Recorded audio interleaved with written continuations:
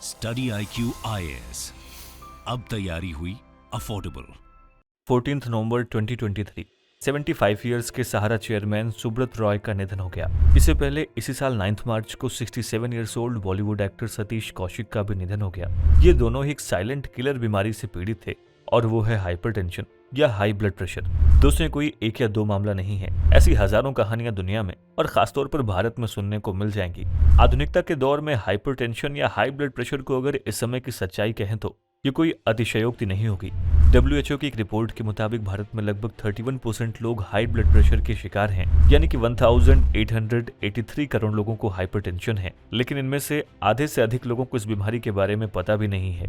अभी भारत के urban area में हर साल 20 से 40% की रेट से और रूरल एरियाज में 12 से 17% की रेट से बीमारी अपने पैर फैला रही है। आज की भागदौड़ वाली जिंदगी में आप घर हो या बाहर, चिंता, परेशानी और गुस्सा हमारे दिल, दिमाग और शरीर के दूसरे भागों पर भी असर डाल रहा है। आज लोगों में हाइपरटेंशन एक बहुत ही आम समस्या बन गई है। ये बिना किसी अलर्ट के होती है, इसलिए इसे साइलेंट किलर कहते हैं। एक और जहां 10 करोड़ लोग डायबिटीज से पीड़ित हैं, वहीं हर 3 में से एक भारतीय युवा इस बीमारी का शिकार है।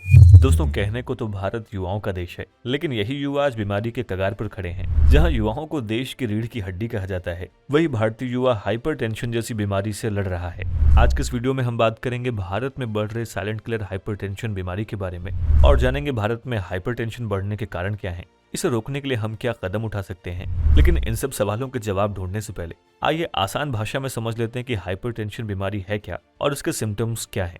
दोस्तों, ये वीडियो यूपीएससी मेंस के जीएस पेपर 2 में हेल्थ टॉपिक और प्रीलिम्स के लिए इंपॉर्टेंट है। आपको इससे रिलेटेड एक मेंस प्रैक्टिस क्वेश्चन इस वीडियो के एंड में मिल जाएगा।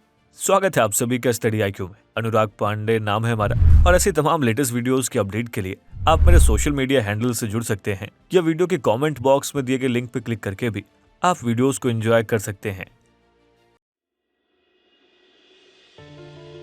दोस्तों, हाइपरटेंशन एक मेडिकल टर्म है जिसे आम भाषा में लोग हाई बीपी कहते हैं।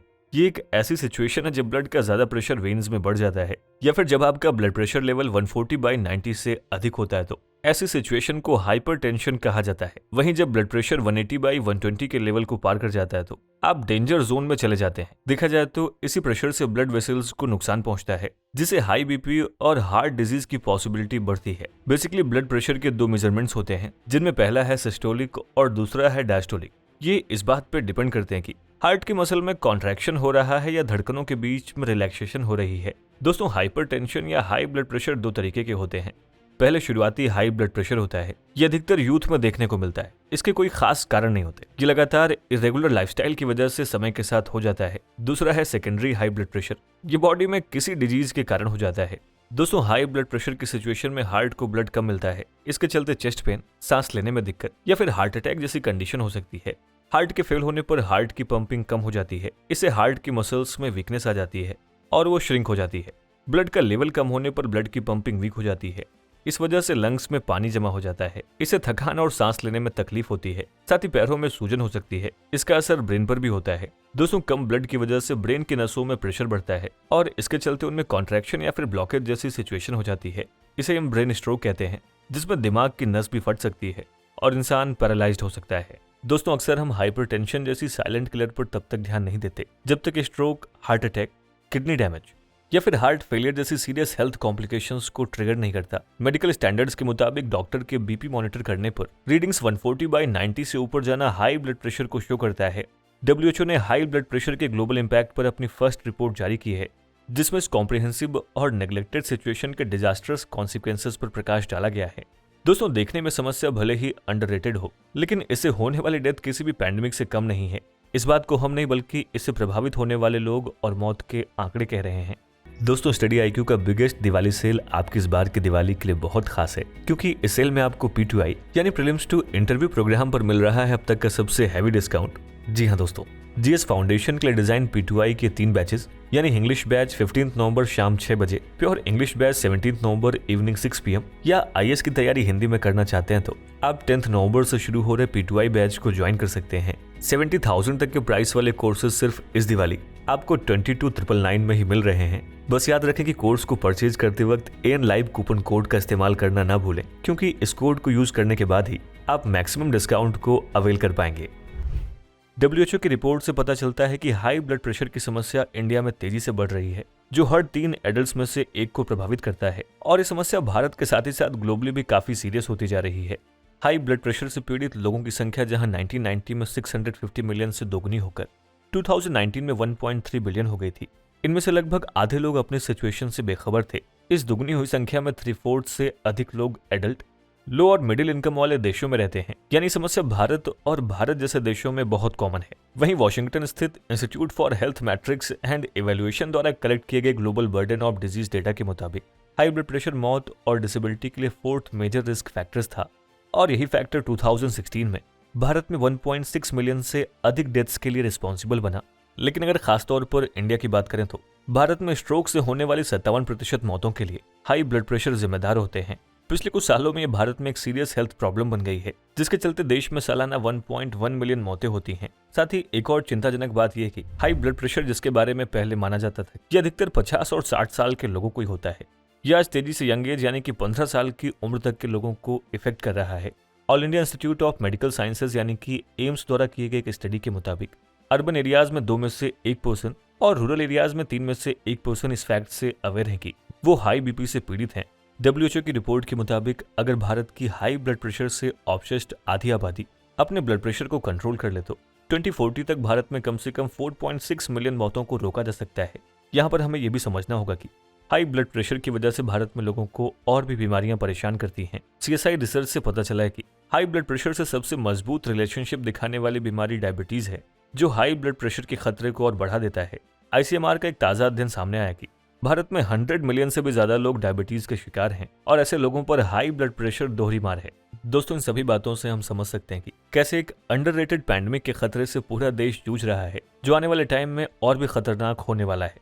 लेकिन यहाँ पर सवाल ये उठता है कि आखिर इसके बढ़ने के पीछे कारण क्या है। तो चलिए जानते हैं।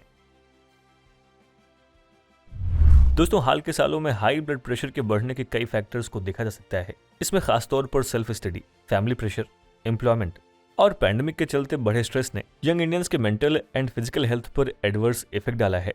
फूड, स्लीप और फिजिकल एक्टिविटी से रिलेटेड पुअर लाइफस्टाइल के चलते ये समस्या और बढ़ी है। खासतौर से वर्क फ्रॉम होम के ट्रेंड के बाद मोशनलेस लाइफस्टाइल में ग्रोथ हो रही है। यंग कॉर्पोरेट वर्कफोर्स के साथ ही साथ स्कूल्स और कॉलेजेस के स्टूडेंट भी अपना मेजॉरिटी टाइम डिवाइसेस यानी कि मोबाइल और लैपटॉप पर बिता रहे हैं। इसके अलावा ट्रैफिक स्ट्रेस, अर्बन एरियाज में रहने की कॉस्ट इश्यूज और सोशल कंपटीशन की स्ट्रॉन्ग इमोशन भी इस बढ़ते रिस्क के लिए जिम्मेदार है। इस तरह की डिजिटल ड्रिवन और कॉम्पिटिटिव लाइफस्टाइल मेंटल और फिजिकल हेल्थ के लिए हार्मफुल हो सकती है और हाई ब्लड प्रेशर का कारण बन सकती है। इसके बढ़ने का दूसरा कारण है हमारा खान पान। आप जानकर हैरान हो जाएंगे कि इंडियंस को ज्यादा नमक ने हार्ट का और हाई ब्लड प्रेशर का पेशेंट बना दिया है। भारत में 25 साल से ज्यादा उम्र के लोग एक दिन में 100 ग्राम नमक एवरेज खा जाते हैं। WHO के मुताबिक एक पर्सन को एक दिन में 5 ग्राम या फिर उससे भी कम नमक खाना चाहिए, लेकिन इंडियन डेली डोज में नमक खा रहे हैं, जिसमें मेल एवरेज 11 ग्राम और विमेन 9 ग्राम नमक खा रही हैं। भारत में लाइफस्टाइल वाली बीमारियों का पता करने के लिए ICMR ने 2017-18 में एक सर्वे किया था। ये सर्वे 18 से 69 ईयर्स के 10,659 लोगों पर किया गया था, जिसके नतीजों के मुताबिक अगर सभी लोग एक चुटकी नमक यानी कि 5 ग्राम से भी कम नमक के नियमों को मानने लगे तो हाई बीपी से होने वाली मौतों में 25% की कमी आ सकती है। WHO और ICMR की न्यू रिसर्च के मुताबिक 1/3 भारतीयों को पता है कि वो ज्यादा नमक खा रहे हैं, लेकिन उन्हें ना तो इससे होने वाले नुकसान का अंदेशा है और ना ही वो ये समझ पा रहे हैं कि ये नमकीन आदत जानलेवा साबित हो रही है। दोस्तों, दुनिया भर में ज्यादा नमक खाने की वजह से हर साल 30 लाख लोग मारे जा रहे हैं। नमक के अलावा यंग इंडियंस में बीपी के बढ़ने के पीछे आलस भी एक बड़ा कारण है, जो भारतीयोों को बीमार कर रहा है। 18 ईयर्स से अधिक उम्र के 34% लोग भारत में फिजिकल एक्टिविटी नहीं करते, यानी कि वो किसी भी तरह की एक्सरसाइज नहीं करते।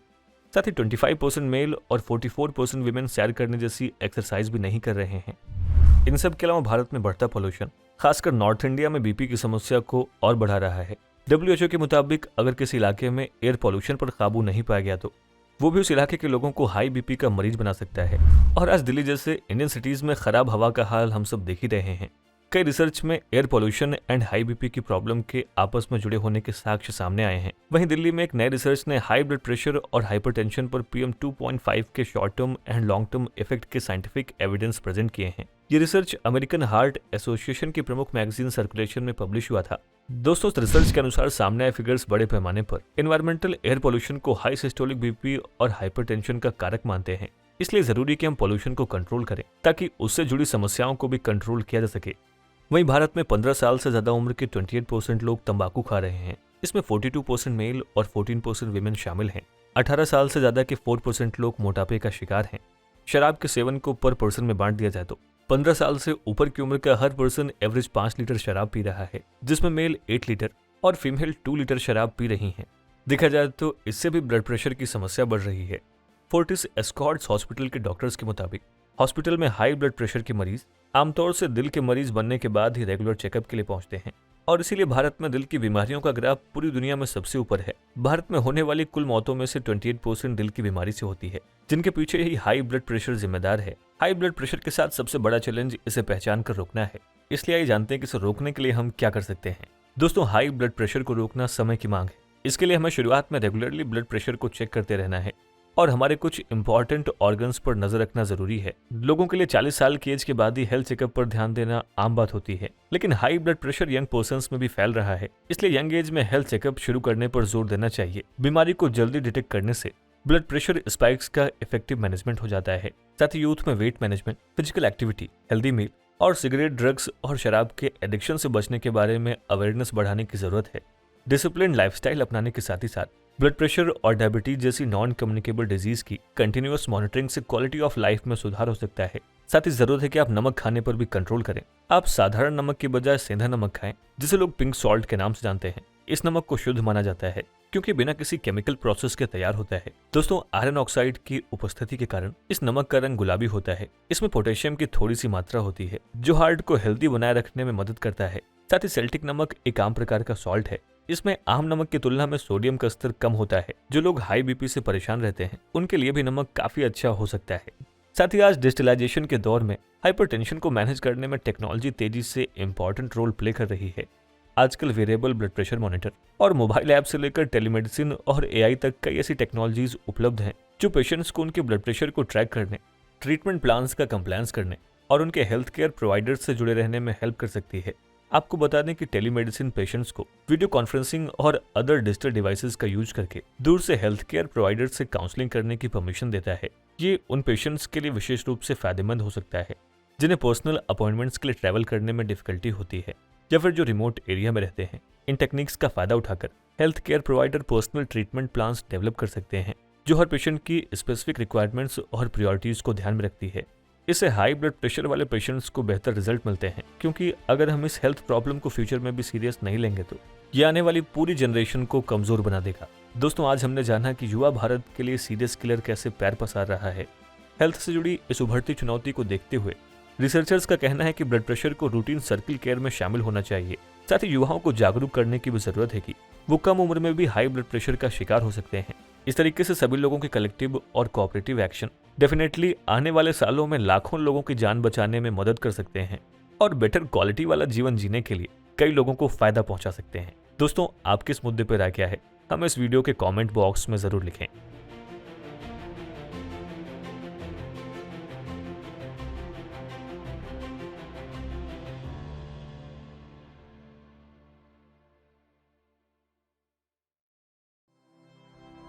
स्टडी IQ IAS, अब तैयारी हुई अफोर्डेबल।